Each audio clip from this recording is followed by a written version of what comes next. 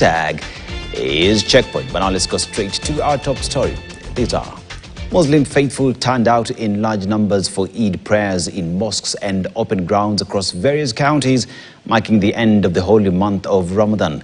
Leaders used the occasion to urge the youth to steer clear of criminal activities amid rising concerns over juvenile gangs terrorizing residents in broad daylight. Our reporter Noel Nabiswa with the details.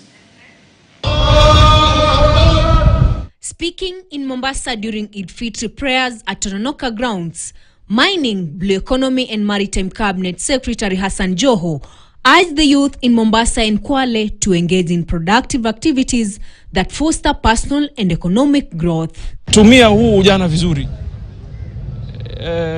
Utakuja na majuto makubwa. There will be, God forbid, great regrets kwa sababu ya matendo yako. Sherehe ziwe kulingana na dini yetu, zisipite kipimo, na tuendelee kuwajali wale ambao hawajiwezi katika jamii. Here in Nairobi, Inspector General of Police Douglas Kanja, who joined Muslim faithful in his leave for Eid celebrations, called for peace and urged Kenyans to cooperate with law enforcement to enhance security. It's a cosmopolitan area. Na mimi obi yangu ni moja, tuendelee kukufanya pamoja, tuendelee kuungana pamoja. Tunataka kuwashukuru wananchi, wale wananchi hapa, maana wamechikana na jeshi letu la polisi pamoja. Wanatupacha habari ambao zimetusaidia sana.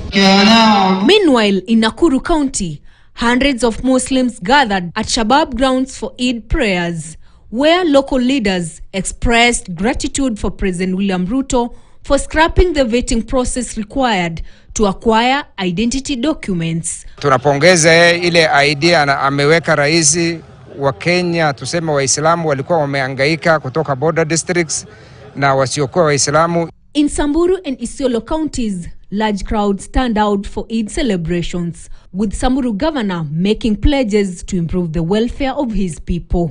We will make sure by this financial year they will all be Sharia compliant, so that our Muslim brothers can also benefit.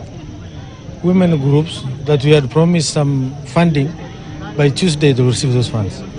We will also make sure that when we do town planning everywhere in Samburu, in every single town, we'll make sure that we'll allocate land for the mosques and a cemetery. And as the holy month of Ramadan concludes, a section of Muslim leaders here in Nairobi have described the prayer period as the perfect season for all Muslims to pray for mercy and shun bad deeds, as they urged Muslim believers to consider needing the society. Hiyo zaka kidogo ulikuwa umetoa kabla uswali sikukuu ya Eid, sikukuu ya kukaa pamoja na watu.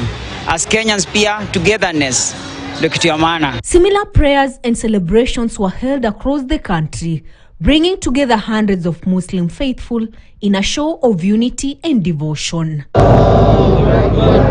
Noel Nabiswa for KTN.